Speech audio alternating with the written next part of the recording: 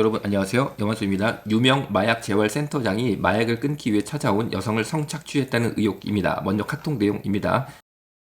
선생님 저요 불륜 그만하고 싶어요. 맞는 것도 싫고 멍든 제 몸 보는 것도 싫고 이게 무슨 말이냐면은 이 유명 마약 재활 센터장이 가학적 성행위를 즐기는 사람이에요. 그래서 마약 끊으려고 정말 그 센터에 입소한 젊은 여성을 소위 말하는 그루밍을 해서 성행위를 하는데 그냥 하는 게 아니고 막 팹니다. 패가지고 멍을 시퍼렇게 들게 만드는 거예요. 그래서 선생님 저요 불륜 그만하고 싶어요. 맞는 것도 싫고 멍든 제 몸 보는 것도 싫고 언니 속이면서 카페에서 일하는 것도 싫고요. 이건 무슨 말이냐면은 이 마약 재활 센터장이 사모님이 있어요. 부인이 있어요. 그런데 그 부인이 카페에서 일을 하시는데 같은 카페에서 이 입원한 여성들도 함께 일을 합니다. 재활 사업으로 함께 일을 하는 거죠. 그런데 어떻게 보면은 이 지금 이 언니라고 부르는 이 사람이 센터장의 아내인데 같이 일을 하는데 그 언니를 속이면서 센터장의 아내를 속이면서 함께 카페라는 좁은 공간에서 일하는 것이 싫다 이런 뜻이죠. 아무것도 모르는 언니 저 걱정하는 것도 싫고요. 이게 무슨 말이냐면 자꾸 이제 이 센터장이 SM 이 가학적 성행위를 해가지고 막 시퍼렇게 멍을 막 들게 한단 말이에요.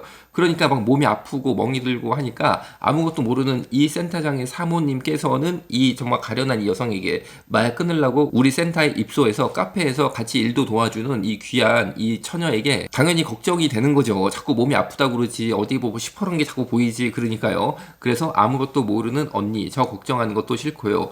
꼬리가 길면 밟히듯이 더 이상 이 관계를 지속하면 분명 지금보다 더 힘든 일이 생길 거예요. 정말 저를 생각하신다면 여기서 멈추는 게 맞는 것 같아요. 저 땡땡땡에서 빠질게요. 땡땡땡은 이 마약 재활센터를 말해요. 눈에 안 보이면 자연히 멀어질 거예요. 선생님 저 사랑하는 거 아니에요. 소유욕이고 장난감일 뿐이지.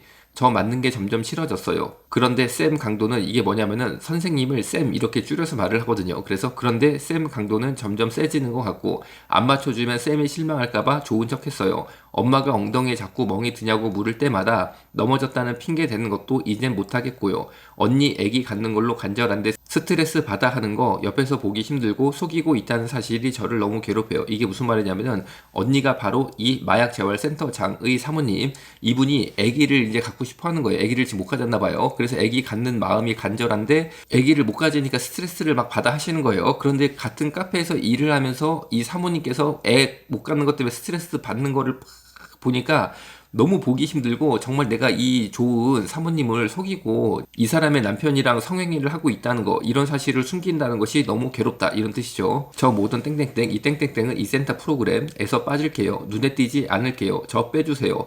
나중에 책임질 거 지금 책임진다고 생각해 주세요. 라고 장문에 이제 관계를 정리하자 라는 카톡을 보냈습니다. 그러니까 이 마약 재활 센터장이 뭐라고 답을 주셨냐면 너가 하자는 대로 다 할게 땡땡땡에 있어줘. 마약 재활 센터 프로그램에 있어줘 라는 거예요. 땡땡아 좀 이따 통화로 하자. 너가 하자는 대로 다 할게. 다시 만약에 여기서 정말 말도 안 되는 거짓말을 이렇게 썼다. 그러면은 야 너 무슨 말 하는 거냐? 너 무슨 공상 소설을 쓰는 거냐? 이랬겠지만 절대 그게 아니죠. 다시 너가 하자는 대로 다 할게. 땡땡땡에 있어줘. 땡땡아 좀 이따 통화를 하자. 너 하자는 대로 다 할게. 사실상 시인한 거죠. 그러면은 마약을 끊고자 마약 재활센터에 입소했다가 센터장에게 성행위 당하고 SM 행위, 가학적 성행위 당한 여성의 다친 사진 보여드립니다. 보시는 것처럼 U1과 U2를 보시면 너무나 심하게 크게 시퍼런 멍이 들어있죠. 정말 성고문을 한 거예요. 피해 여성은 유명 마약 재활센터장인 A씨를 경찰에 성폭행으로 고발했지만 제가 확인한 바로는 증거 불충분으로 혐의 없음으로 종결됐어요. 그런데 또한 제가 확인한 바로는 또 다른 여성이 제3의 여성이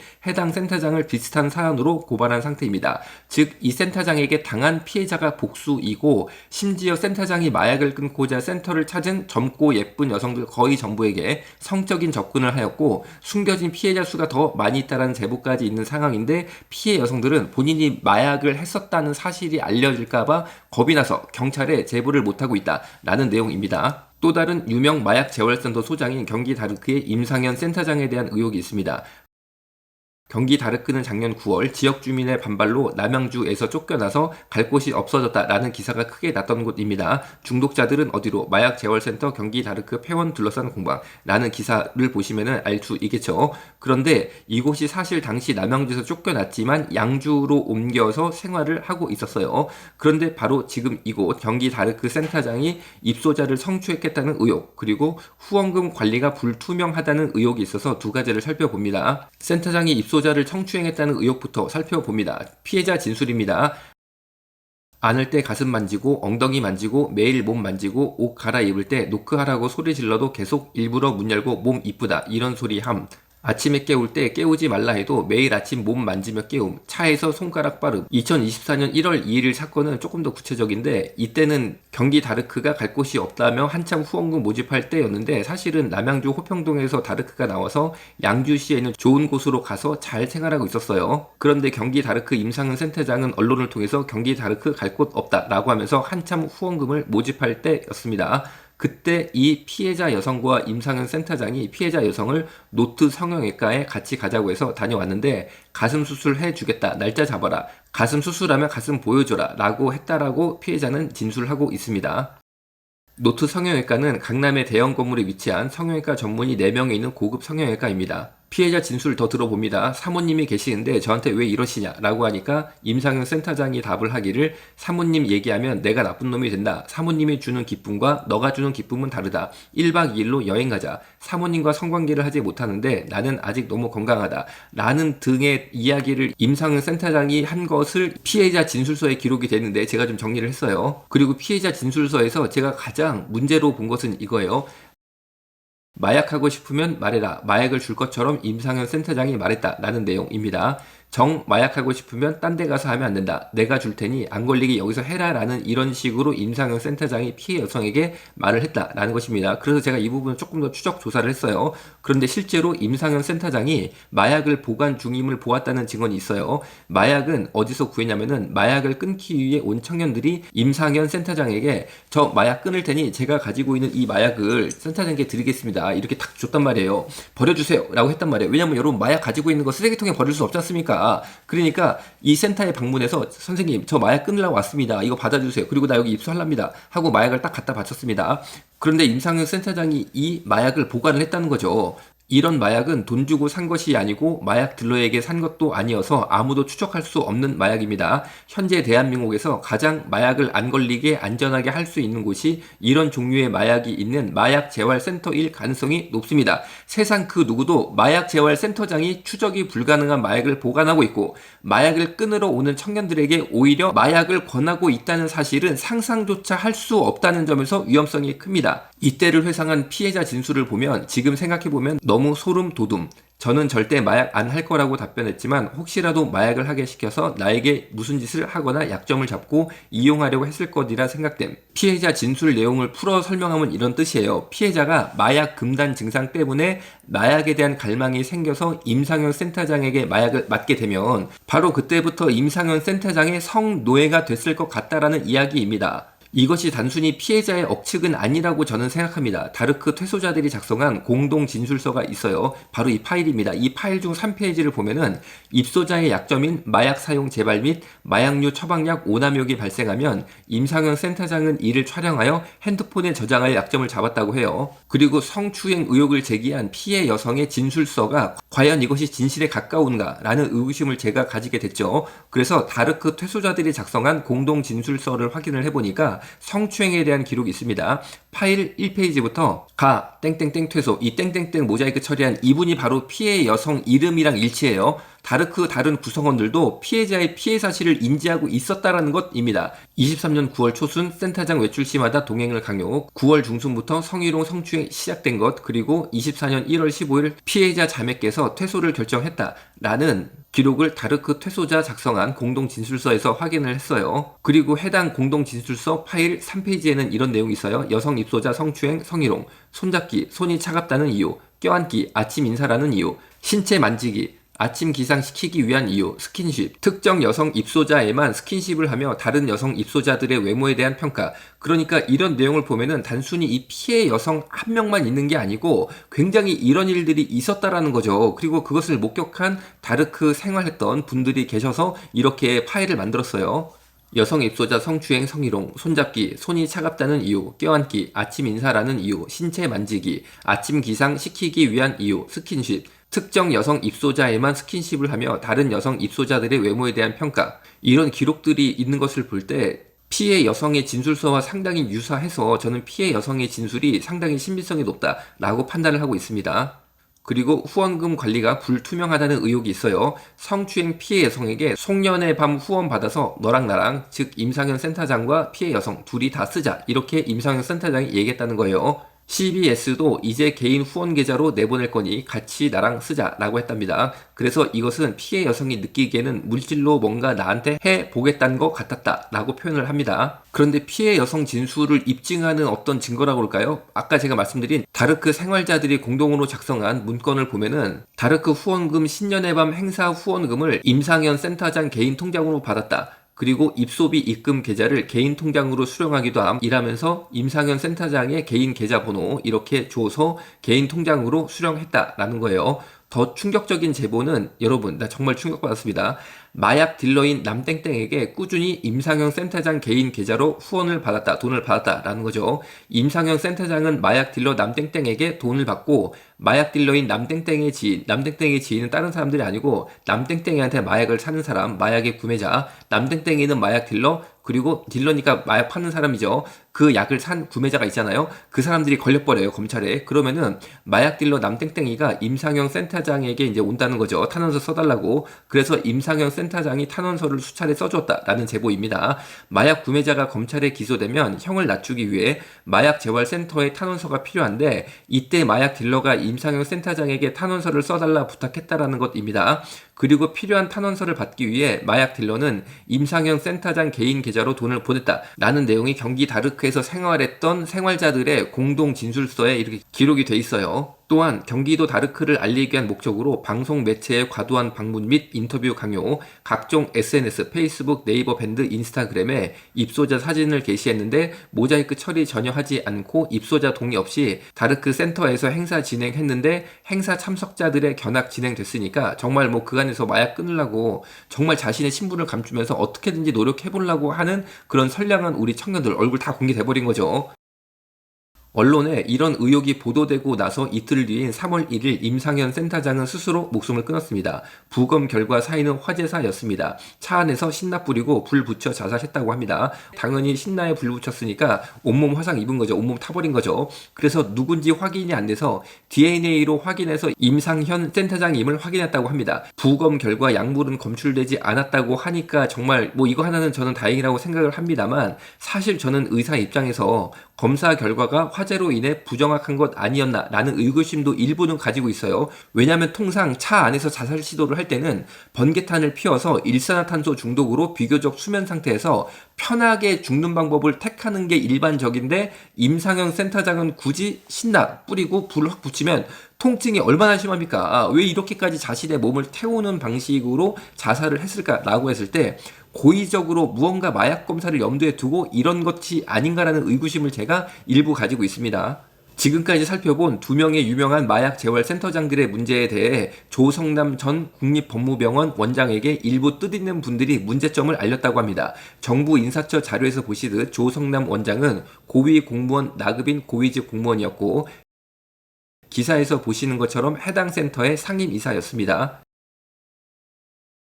고위 공무원 조성남 국립법무병원 원장은 이 문제 두 인물에 대해 깊은 관련이 있습니다. 그런데 조성남 원장이 이를 덮는 방향으로, 소위 쉴드 치는 방향으로 가서 이러한 일들이 계속 진행되었다라는 다수의 공통된 증언을 저는 접하게 되었고, 저는 이런 증언들을 토대로 소위 마약 재활 분야 중 일부분이 카르텔화돼서 이 카르텔의 수장이 조성남 원장이라는 의견을 현재 가지게 되었고, 따라서 카르텔 조직원이라고 표현할 수 있는 문제 인물들에 대해 조성남 원장이 과하게 보호한 것이라는 의견을 가지게 되었습니다. 결국 이런 문제들이 조기에 해결됐을 수 있었는데 일이 여기까지 이르게 되고 피해자가 양산되고 있고, 임상현 센터장은 자살했으나 마약을 끊으려 입수한 젊은 여성들에게 과학적 성행위를 하는 마약 재활 센터장 사진 다시 볼게요. 유방하고 유두에 이렇게 시퍼렇게 멍이 크게 들게 만든 마약 재활 센터장은 아직도 여전히 건재하게 센터장으로 활동하고 있습니다. 이 정도면 과학적 성행위를 일삼은 센터장은 조성남 만세, 마약 재활 카르텔 만세라고 외쳐야 하는 것 아니겠습니까? 조성남 원장은 새로남교회 담임 오정호 목사님이죠. 소속 서리 집사인데 사람의 영혼을 다루는 한국교회가 선교적 사명을 띠고 마약 중독 재활치료병원이나 다르크 센터 확대, 인적 자원 확충 등 각종 지원을 아끼지 말아야 합니다라고 외쳤던 사람인데, 이거는 좀 말이 안 됩니다. 왜냐면은 다르크가 사실 다신론주의였다라는 주장이 있어요. 이런 거예요. 카톡으로 제보된 내용인데, 제가 다르크를 가까이에서 보니 거기에서 매일 아침마다 읽으면서 묵상하고 같이 공부하는 다르크 철학서가 철저한 다신론주의였어요. 예, 여기서의 전능자는 하나님이나 부처님만을 말하는 것이 아니다. 내 안에 있는 의지 또한 신이 될 수 있는 것이다. 이런 류의 글이 있더라고요. 자, 바로 이게 바로 그 카톡 제보. 자, 여러분, 다르크 철학서를 매일 같이 묵상하고 공부를 하는데 기독교는 다신론주의를 배척하죠. 그런데 다르크 철학서가 사실 다신론주의예요. 전능자는 하나님 부처님뿐 아니라 내 안의 의지 같은 것도 신이다. 다신론주의죠. 문제가 생긴 마약 재활 센터들의 설립 당초의 이사장은 조성남 원장이, 대표이사는 임상현 센터장이 맡았고 화면에 보시는 것처럼 이사장 조성남 자필 서명과 인감 날인이 되어 있습니다. 이후 조성남 원장은 등기이사는 아니었고 상임이사로 언론에 소개되었는데 상임이사는 일반적으로 단체의 공동 경영인이라는 의미입니다. 또한 임상현 센터장의 해임과 횡령 비리 뒤처리를 위한 긴급 이사회 때 조성남 원장이 대표이사 권한 대행을 맡기도 했습니다. 그간 역사가 이런데 조성남 원장은 이제와 나랑은 상관없는 일이라는 오리발을 내밀고 있어요. 마약 재활센터의 불거진 문제점들에 대한 조성남 원장의 인터뷰를 들어봅니다. 문자 내용 보셨죠? 예. 거기에 대한 답변을 구합니다. 저는 거기에 관여할 것도 없고요.